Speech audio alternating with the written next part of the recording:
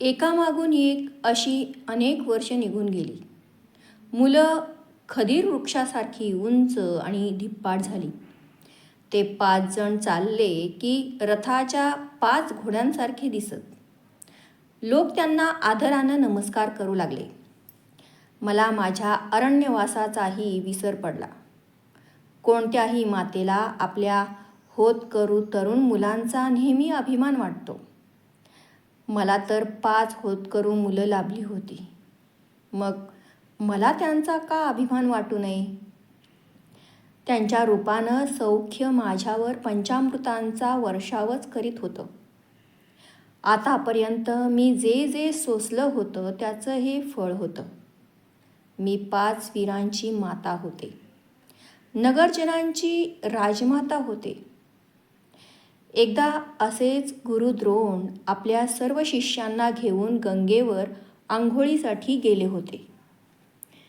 माझी सर्व मुलं त्यांच्याबरोबरच होती. सर्वजण आंघोळ करून गंगेतून बाहेर पडले. सर्व बाहेर आले याची खात्री करून गुरुवर्य द्रोणही बाहेर पडू लागले. पण काठाजवळ येताच ते एकदम वाचवा वाचवा म्हणून ओरडत गटांगळ्या खाऊ लागले. एका मगरीची शेपटी मधूनच पाण्याबाहेर फडफडू लागली. मगरानं पाण्यात गुरुवर्यांचा पाय पकडला होता. कोणालाच काय करावं ते समजेना. जो तो इकडं तिकडं धावू लागला. दुर्योधनानं पुढं होत गुरुदेवांचा हात जेमतेम कसा तरी पकडला. अर्जुनानं ते सगळं दृश्य पाहिलं. त्याने झटकन आपलं धनुष्य उचललं आणि सटासट 7-8 मर्मभेदी बाण त्या मगरावर सोडले. वळवळत तो मगर लाकडाच्या वाळक्या ओंडक्यासारखा क्षणात पाण्याबाहेर आला. गंगेचं पाणी त्याच्या रक्तानं लाल झालं. गुरुदेव द्रोणांची सुटका झाली. बाहेर येताच त्यांनी अर्जुनाची पाठ थोपटली. ते म्हणाले, अर्जुना, तू माझे प्राण वाचवलेस. माझं ब्रह्मास्त्र मी आजपासून तुला दिलं आहे. त्याचा तुला केव्हाही उपयोग होईल. अभिसारासह त्यांनी अर्जुनाला ब्रह्मास्त्र दिलं. या प्रसंगापासून मला वाटू लागलं, अर्जुन माझ्या आशा आकांक्षांचा हिमालय आहे. आपल्या शापदग्ध दुर्दैवी पित्याची अपूर्ण राहिलेली कर्तृत्वाची धवल रेखा तोच पूर्ण करणार होता. गुरुद्रोण वरचेवर राजवाड्यावर येत. ते माझ्या सर्व पुत्रांची वाखाणणी करीत. माझ्याशी ते नेहमीच आदरानं वागत. मी अर्जुनाची माता आहे हे सर्वांना अभिमानानं सांगत. असेच एकदा ते म्हणाले, राजमाता, आता सर्व शिष्य चांगले तयार झाले आहेत. आता सर्वांची एकदा परीक्षा घेतली पाहिजे. सामर्थ्य हे स्पर्धेशिवाय व्यक्त होत नसतं. पण गुरुदेव, स्पर्धा ही माणसाला आंधळं करते म्हणतात. असं असेल तर ही स्पर्धा कशाला? मी विचारलं. तसं नाही. स्पर्धा हे जीवनाचं आवश्यक अंग आहे. स्पर्धा नसेल तर माणूस गंजून जाईल. त्याचे खरे गुण कधीच व्यक्त होणार नाहीत. निर्भेळ स्पर्धा म्हणजे आत्म्याचा निखळ आवाज.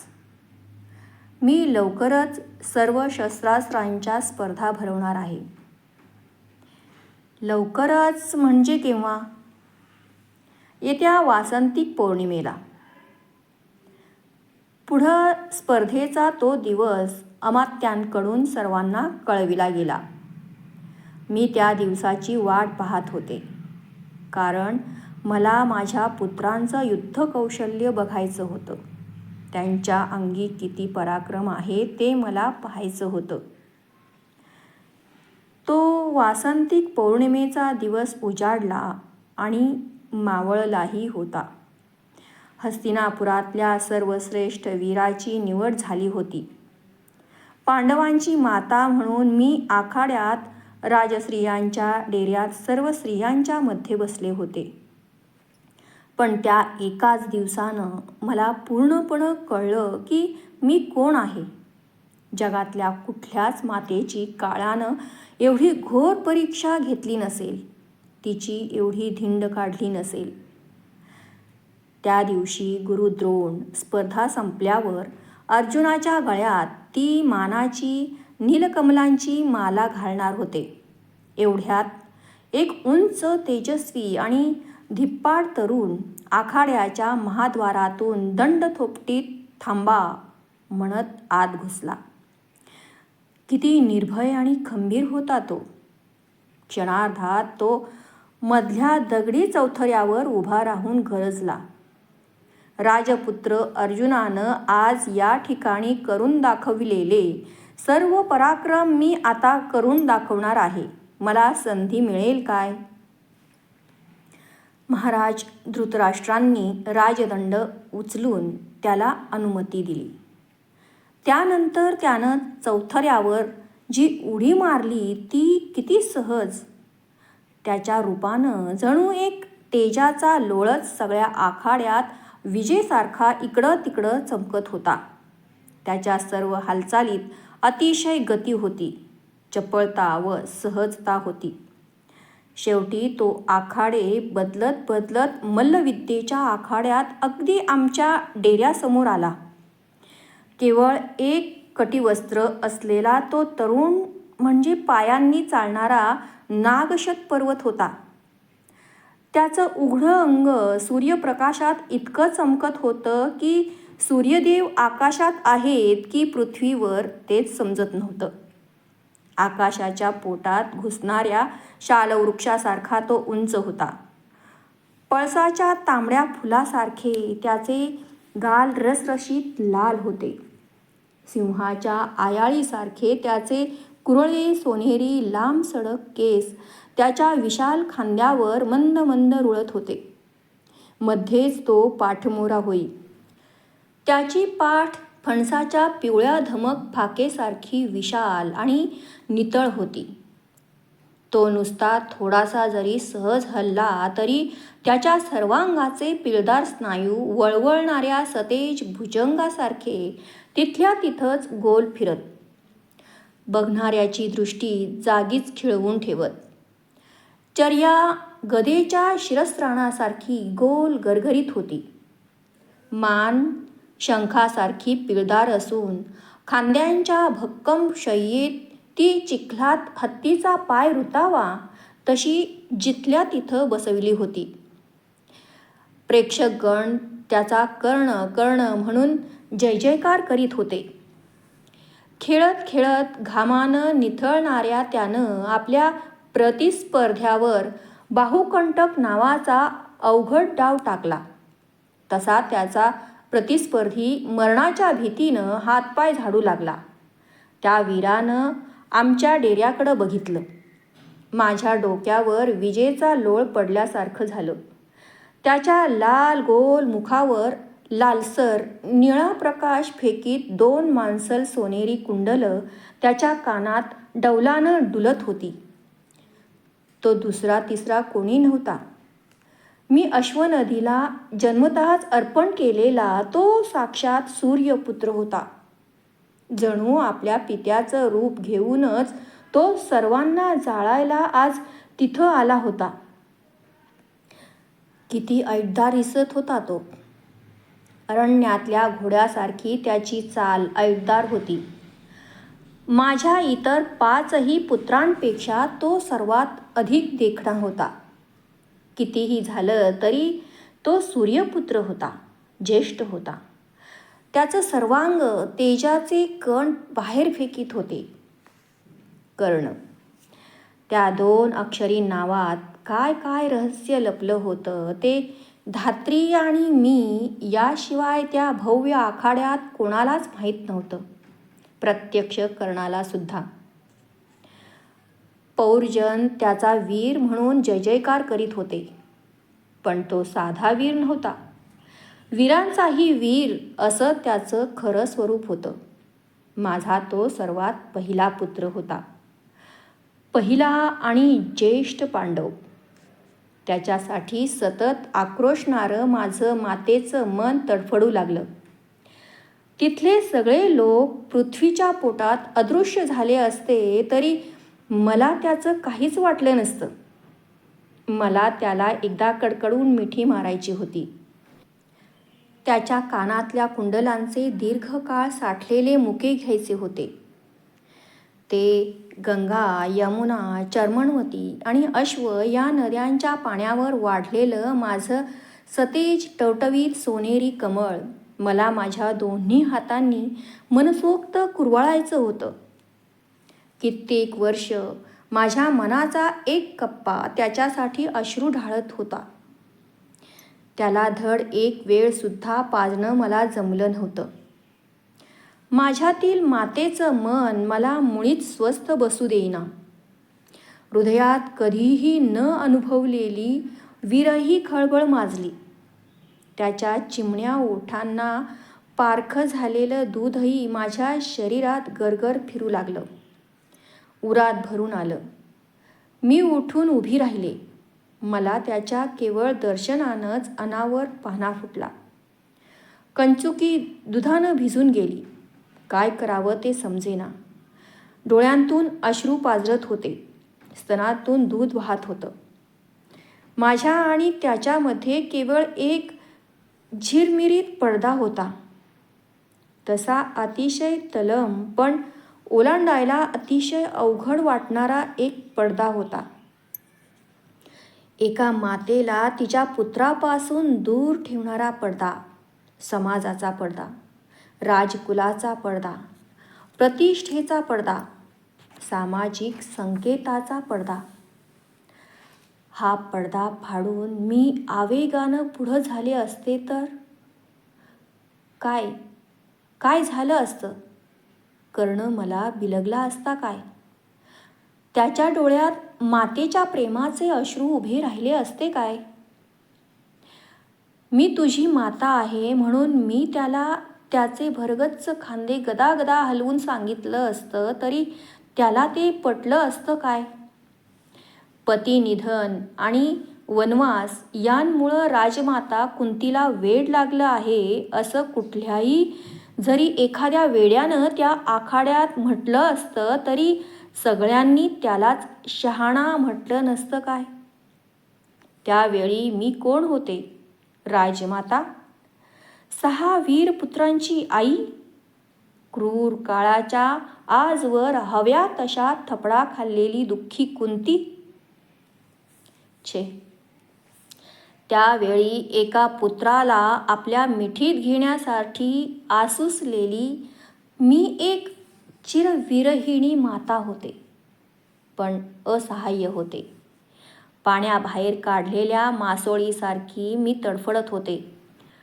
त्याच्या दर्शनानं शरीराचे बांध फोडून आलेला पान्हा आवरत नव्हता.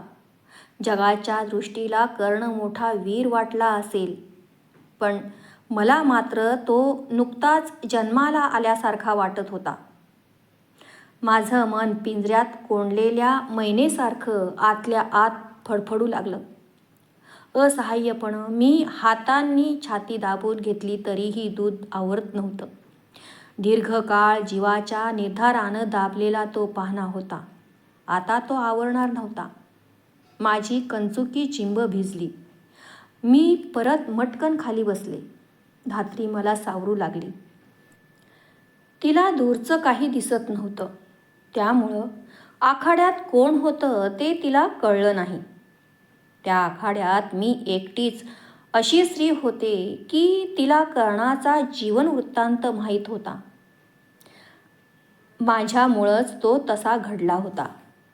माझ्या एकाच शब्दानं आखाड्याचं स्वरूप बदलणं मला शक्य होतं, पण एकही शब्द मला बोलता येत नव्हता. प्रयत्न करूनही मुखातून एकही शब्द फुटत नव्हता. कर्ण धनुर्धराच्या चौथऱ्यावर निघून गेला. सर्वांना दिपवून टाकणारा लक्षवेध त्यानं केला. तोच खरा त्या दिवशीचा सर्वश्रेष्ठ वीर ठरला. पण माळ मात्र अर्जुनाच्या गळ्यात पडली तसं वातावरण तापलं. कर्णानं चौथऱ्यावर उभं राहून दंड थोपटून अर्जुनाला द्वंद्व युद्धाचं आव्हान दिलं. कर्णाला कृपाचार्यांनी कुल विचारलं. दुर्योधनानं पुढं होऊन चौथऱ्यावरच कर्णाला राज्याभिषेक केला. घटनाचक्र वेगानं फिरलं. एक सारथी म्हणून वाढलेला सूर्यपुत्र क्षणात राजा झाला. माझ्या मनाचा एक कोपरा त्यामुळं क्षणभर सुखावला. कसाही का होईना, पण तो राजा झाला होता. सारथ्यापेक्षा राजा केव्हाही श्रेष्ठच. पण त्यानं अर्जुनाला द्वंद्वाचं आव्हान दिलं होतं. द्वंद्व म्हणजे विजय किंवा मरण. सख्खे भाऊ अज्ञानामुळं एकमेकांविरुद्ध एकमेकांचा जीव घेण्यासाठी उभे राहिले होते, आणि तेही आपल्या मातेला समोर साक्षी ठेवून. दैव बलवत्तर म्हणून ऐनवेळी कर्णाचं पालन केलेला त्याचा पिता अधिरथ चौथऱ्यावर आला. नाहीतर छे, कल्पनाही करवत नाही काल काय घडलं असतं त्याची. दोघांपैकी एकाचा अंत झाला असता, तोही त्यांच्या मातेच्या पुढ्यात, आणि तो प्रेक्षकगणांनी टाळ्या वाजवीत आणि आरोळ्या मारीत पाहिला असता. पण कर्ण हा सारथ्याचा मुलगा आहे हे कळताच त्याला सर्वांनी टोचून घेतलं. सर्वजण सारथ्याचा मुलगा, सारथ्याचा मुलगा म्हणून त्याला हिणवू लागले. साक्षात सूर्यपुत्रावर क्षुद्र किडे थुंकू लागले, आणि तेही त्याच्या मातेसमोर. सारथ्याचा मुलगा, सारथ्याचा मुलगा. त्या लोकांच्या आरोळ्या माझ्या कानात भाल्याच्या टोकासारख्या घुसत होत्या. कुणाला ते सारथी म्हणत होते? या हस्तिनापुरातल्या एका तरी क्षुद्र किड्यात त्याला ओळखायची पात्रता होती काय? माझ्या मस्तकात त्याच्या आरोळ्यांचे घणाघात बसू लागले. समोरचा आखाडा अस्पष्ट आणि धुसर होऊन तो माझ्या भोवती गोल गरगर फिरू लागला. सहनशक्तीलाही काही सीमा असतात. माझ्या भोवती चाललेलं होतं ते काय होतं? वेड्या लोकांचा तो आचरट तमाशा नव्हता काय? मला तो थांबवता येणं शक्य नव्हतं. माझा शरीरावरचा तोल हळूहळू नष्ट होऊ लागला. मी माझे कान दोन्ही हातांनी गच्च झाकून घेतले. वादळी वाऱ्यात असहाय्य केळ उन्मळून खाली पडते तशी मी धाडकन खाली कोसळले. काही ऐकू येईना, काही दिसेना. मी मूर्छित झाले. माझ्या पुत्रा कर्णा, आज तुझी काय अवस्था आहे? छे, तिचं वर्णन सुद्धा करवत नाही.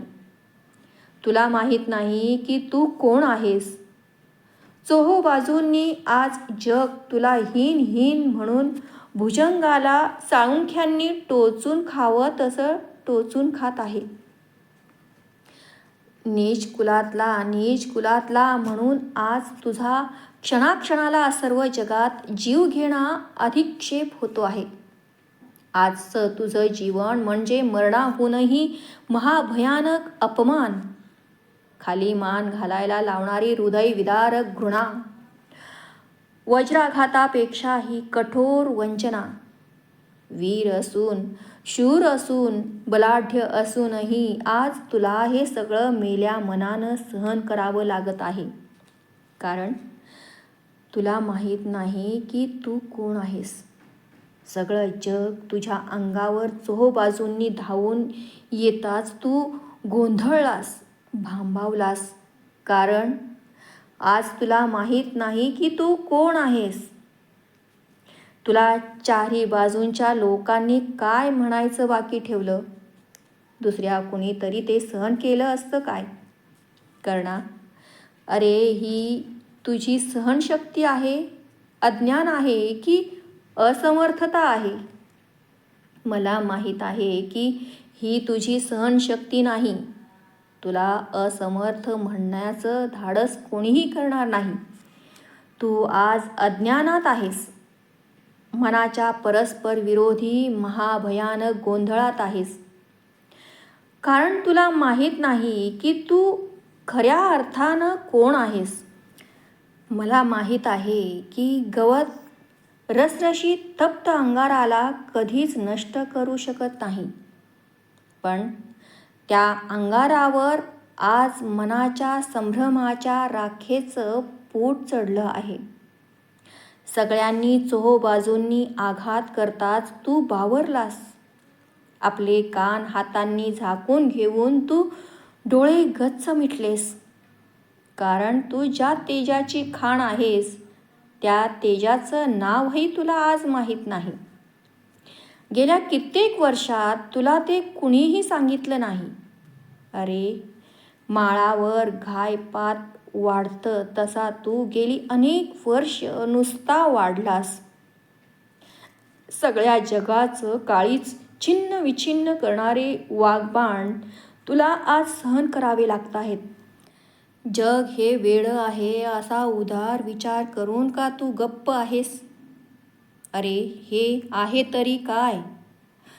कुठल्या निसरड्या भूमीवर तू उभा आहेस याची कर्णा माझ्या पुत्रा आज तुला जाणीव नाही रे. आणि असलीच तर ती चुकीची आहे. तू असाच त्या अपसमजुतीत राहिलास तर सारं जग तुला सारथ्याचा मुलगा असंच म्हणत राहील आणि तुझं खरं कुलशील गडप होईल. कारण ज्यांना आत्मज्ञान आणि दूरदृष्टी नसते ते नष्ट होतात. त्यांचं नावही जगावर शिल्लक राहत नाही.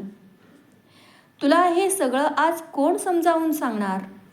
मला माहीत आहे तुझं मन अगतिकतेनं आणि संभ्रमानं आपण कोण आहोत, काय करायला पाहिजे याचा शोध घेत नेहमी शरीराच्या भित्तीवर थडाथड आपटत आहे.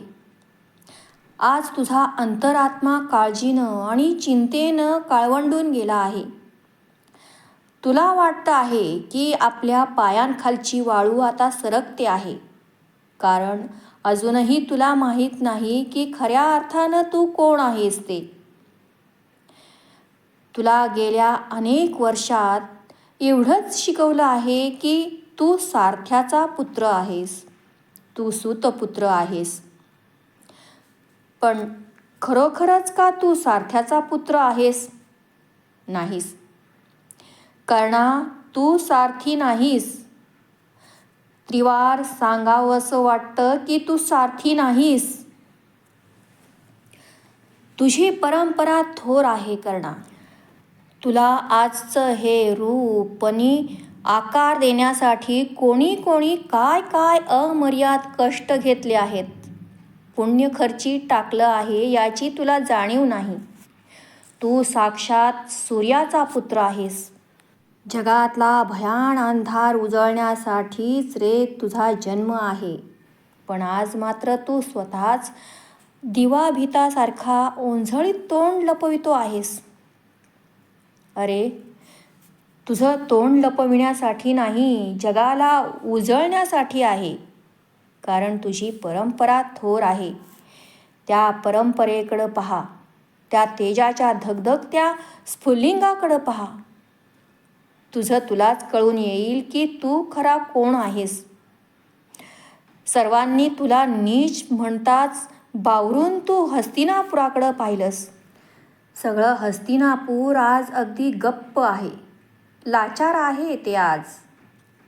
हे भीष्म, धृतराष्ट्र, विदुर सगळे विद्वान आहेत, त्यागी आहेत. पण आज तुला तुझं खरं स्वरूप सांगायला असमर्थ आहेत. कारण त्यांना तरी तू कोण आहेस हे कुठं नीटपणं माहीत आहे. त्यांना तरी तुला सांगावा असा योग्य मार्ग कुठं सापडला आहे. ते गप्प बसलेत कारण ते स्वतः अज्ञानात आहेत. जगातून मदत मिळेल या अपेक्षेनं तू चारीकडं बघितलंस, पण तुला कोण मदत करणार? उद्या एखादा महान प्रसंग तुझ्यावर आलाच तर तुला कोण सावरणार? वेड्या जगाच्या मदतीवर आजपर्यंत कोणी जगलं आहे काय? ज्याला त्याला आपण कोण आहोत हे कळावं लागतं. ज्याला त्याला आपल्या महान कुलाचं नाव माहीत असावं लागतं. तुझी आज दुर्दशा आहे ती त्यामुळेच. अरे, कुठून निघून तू कुठं आला आहेस हे तुला ठाऊक नाही. प्रत्यक्ष सूर्यपुत्र असून सुद्धा तुझ्यावर हे काजवे थुंकताहेत. तू मात्र आपल्या अंतर्गत गोंधळात गडबडून गेला आहेस. कधी सावरणार तू? जर तू असाच राहिलास तर काय होईल? खरोखरच तू सारथी होशील, नीच होशील. आपला आसूडच आपणाला बरा असा एक विचित्र न्यूनगंडाचा भाव तुझ्या कणाकणात भिनून जाईल.